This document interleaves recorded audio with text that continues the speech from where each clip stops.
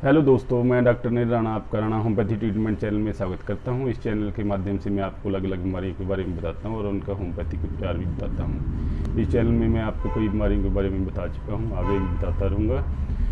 तो आज जिस बीमारी के बारे में हम चर्चा करना चाहते हैं वो है नेज़ल पॉलिप। तो नेज़ल पॉलिप के बारे में आज मैं आपको बताऊँगा कि इसके होने के कारण क्या क्या हैं, इनके सिम्टम्स क्या क्या हैं, नेज़ल पॉलिप की होम्योपैथिक ट्रीटमेंट क्या क्या है और इसके परहेज क्या क्या है। दोस्तों, ये जो वीडियो है ये नेज़ल पॉलिप के पेशेंट के लिए बहुत ही इन्फॉर्मेटिव होने वाली है, इसलिए मैं आप लोगों को रिक्वेस्ट करता हूँ कि ये वीडियो एंड तक जरूर देखना। तो देर ना करते हुए दोस्तों हम शुरू करते हैं, इसके बारे में चर्चा करते हैं। तो सबसे पहले दोस्तों मैं ये आपको बताऊंगा कि नेज़ल पॉलिप होता क्या है। तो ये जो नेज़ल पॉलिप है ये एक नॉन टेंडरस ग्रोथ होती है नेज़ल ट्रैक में। पेशेंट के नोज़ में एक नॉन टेंडरस ग्रोथ होती है, इसमें पेन नहीं होती बिल्कुल भी, और ये नॉन कैंसरस भी है।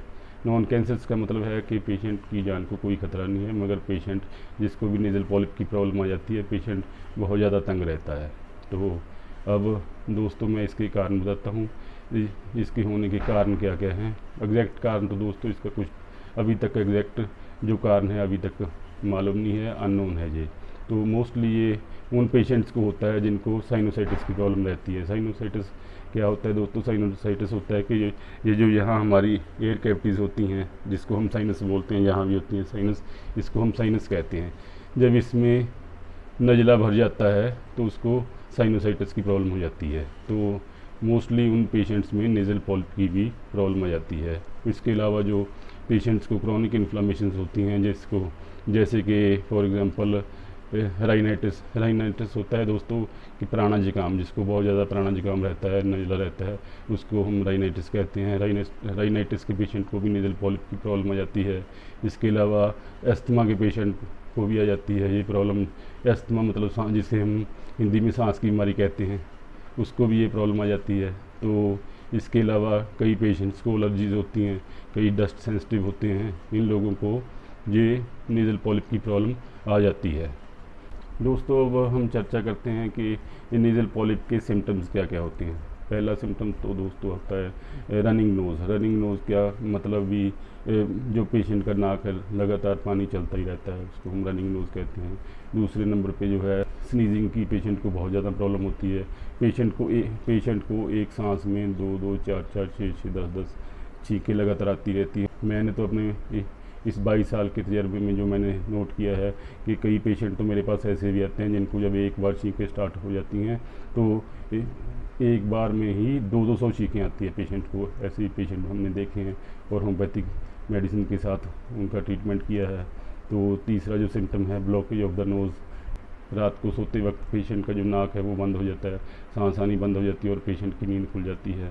तो ब्लॉकेज ऑफ द नोज़ इसका मेन सिम्टम है नेज़ल पॉलिप का। तो इसके अलावा है स्नोरिंग। पेशेंट को स्नोरिंग मीन कि घराड़े मारते हैं रात को सोते वक्त, पेशेंट को स्नोरिंग की प्रॉब्लम आती है।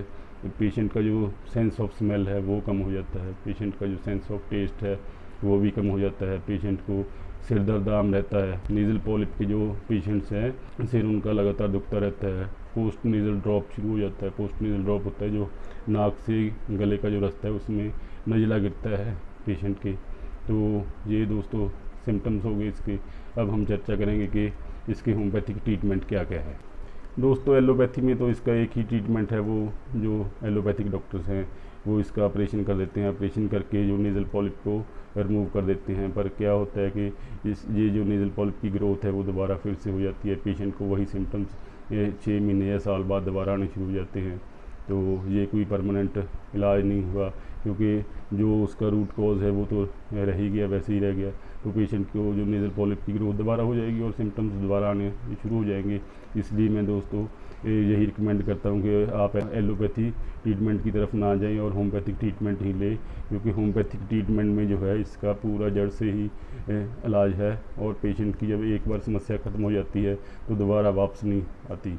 तो जो इसका होम्योपैथिक ट्रीटमेंट है इसका जो मेन कोर्स है 3 महीने से लेकर 6 महीने तक पेशेंट को रेगुलर मेडिसिन खानी पड़ती है। अगर पेशेंट रेगुलर मेडिसिन खा ले, पेशेंट कि जो ये नेज़ल पॉलिप की प्रॉब्लम है जो जड़ से ही ख़त्म हो जाएगी। दोबारा ये बीमारी या ये जो सिम्टम्स हैं उसको पेशेंट को दोबारा कभी वापस नहीं आएंगे और पेशेंट की जो ज़िंदगी है बड़ी साफ सुथरी गुजरेगी। तो मैं अब बताना शुरू करता हूँ कि कैसे कौन कौन सी मेडिसिन दी जाती हैं।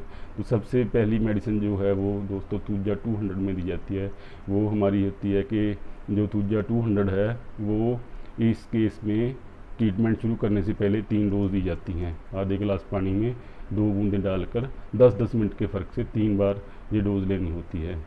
नेज़ल पॉलिप क्या, इसके अलावा जैसे कोई भी ओवरग्रोथ हो, जैसे वार्ड्स होते हैं, एडियो में कॉर्न्स हो जाते हैं, शरीर में लाइपोमास हो जाते हैं, तो इन सब की जो हम ट्रीटमेंट करते हैं तो सबसे पहले तूजा 200 की 3 डोजेज से ही हम शुरू करते हैं। तो इसके अलावा दोस्तों और भी है, जैसे LMC-30 है, रनिंग नोज़ के लिए LMC-30 बहुत अच्छी मेडिसिन है। इसको देना कैसे है, आधे गिलास पानी में 2-2 बूंदें दिन में 3 बार लेनी है। इसके अलावा पेशेंट को जो स्नीजिंग की प्रॉब्लम होती है उसमें हम सिलीशिया 30 देते हैं। सिलीशिया 30 है जो वो बहुत अच्छी मेडिसिन है स्नीजिंग के लिए। नेज़ल पॉलिप की जो मेन मेडिसिन है वो है लेमना माइनर 30 टेंसी में देनी है। वो भी 2-2 बूंदें दिन में 3 बार देनी है। लेमना माइनर के साथ ही एक मेडिसिन आती है ट्यूक्रिम 200 वो भी दिन में 3 बार ही देनी है। तो इसके अलावा अगर जो ब्लॉकेज ऑफ द नोज़ हो जाती है उसमें हम देते हैं अमोनियम कार्ब 200, वो भी ऐसी देनी है। अगर पेशेंट का नाक बंद हो तो उसको 2-2 बूंदें दिन में 3 बार आधे गिलास पानी में दे देनी चाहिए। तो अगर पेशेंट का जो पोस्ट नेज़ल ड्रिप की प्रॉब्लम है और या पेशेंट को यहाँ इस तरफ नेज़ल कैविटी के बिल्कुल एंड में पेशेंट को पेन होती है तो हम देते हैं काली नाइट्रिकम 30, वो भी वैसे ही लेनी है जैसे 2-2 बूंदें दिन में 3 बार आधा गिलास पानी में।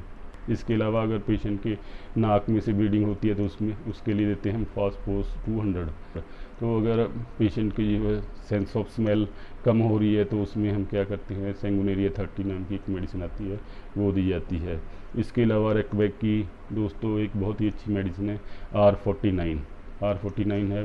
वो लेनी कैसे है, आधे गिलास गुनगुने पानी में 5-5 बूंदें दिन में 3 बार। तो ये तो दोस्तों होगी होम्योपैथिक ट्रीटमेंट।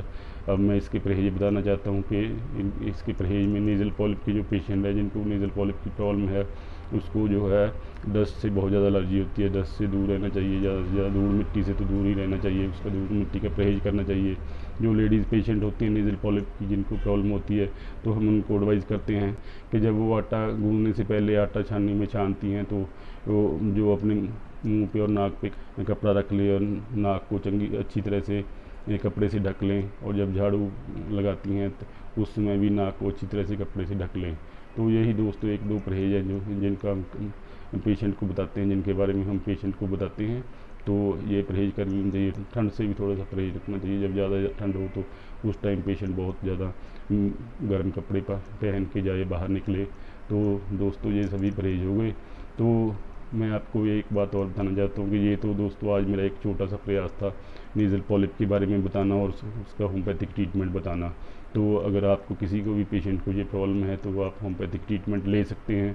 इसका जो है बहुत ही अच्छा ट्रीटमेंट होम्योपैथी में है। अगर आप होम्योपैथिक ट्रीटमेंट ले लेते हैं 3 महीने से लेकर 6 महीने तक मेडिसिन खानी पड़ती है। आपको ज़िंदगी में दोबारा कभी भी, मैं इस चीज़ की गारंटी देता हूँ कि ज़िंदगी में आपको दोबारा कभी भी नेज़ल पॉलिप की प्रॉब्लम नहीं होगी। तो मैं एक बात और कहना चाहता हूँ कि अगर आपको किसी को भी नेज़ल पॉलिप के अलावा किसी भी तरह की कोई प्रॉब्लम है, आप किसी भी वक्त मेरे से फ़ोन पे बात कर सकते हैं। फ़ोन नंबर मैंने डिस्क्रिप्शन में दे दिया है, आप उसको चेक कर लेना। जब भी या कभी भी आपको किसी भी प्रॉब्लम के बारे में बात करनी तो आप किसी भी टाइम मेरे से फ़ोन पे बात कर सकते हैं। मैं कोई कंसल्टेशन चार्जेस नहीं लेता, बिल्कुल फ्री ऑफ कॉस्ट बात करूँगा आपको। आप किसी मेडिकल स्टोर पे, जो होम्योपैथिक का मेडिकल स्टोर है, आप जाके पहले अपनी प्रॉब्लम बता के फिर होम्योपैथी स्टोर पे मेरी बात करवा देना। मैं आपको उसकी जो मालिक होगा उसके साथ में बात करके वो आपको मेडिसिन दे देगा। मैं उसको नोट करा दूँगा, वो आपको मेडिसिन दे देगा। अगर आप ऐसा नहीं कर सकते तो आप मुझे फ़ोन कर सकते हैं। ये अपनी सारी प्रॉब्लम बता के मैं आपको मेडिसिन कोरियर भी कर सकता हूँ। तो किसी भी टाइम आप मेरे साथ फ़ोन पे बात करें, मैं आपके लिए हर वक्त उपलब्ध हूँ। दोस्तों मेरा एक छोटा सा प्रयास था होम्योपैथी के बारे में बताने का और नेज़ल पॉलिप के बारे में बताने का और उसका होम्योपैथिक ट्रीटमेंट बताने का। तो दोस्तों अगर आपको मेरी ये वीडियो अच्छी लगी हो तो इसको शेयर ज़रूर करना, अपने दोस्तों के साथ शेयर करना। तो लाइक ज़रूर करना, लाइक तो वैसे दोस्तों बनता ही है, आप लाइक ज़रूर करना। तो अगर आप मेरे चैनल पे पहली बार आए हैं तो मेरे चैनल को सब्सक्राइब जरूर कीजिएगा। तो आगे भी मैं आपको अलग अलग वीडियोज़ बनाता रहूँगा, अलग अलग बीमारियों के बारे में बताता रहूँगा। तो दोस्तों, आपने इतनी देर मेरी वीडियो पूरी एंड तक देखी, इसके लिए दोस्तों धन्यवाद। फिर मिलेंगे, नई बीमारी के बारे में चर्चा करेंगे। तब तक के लिए धन्यवाद। Thank you.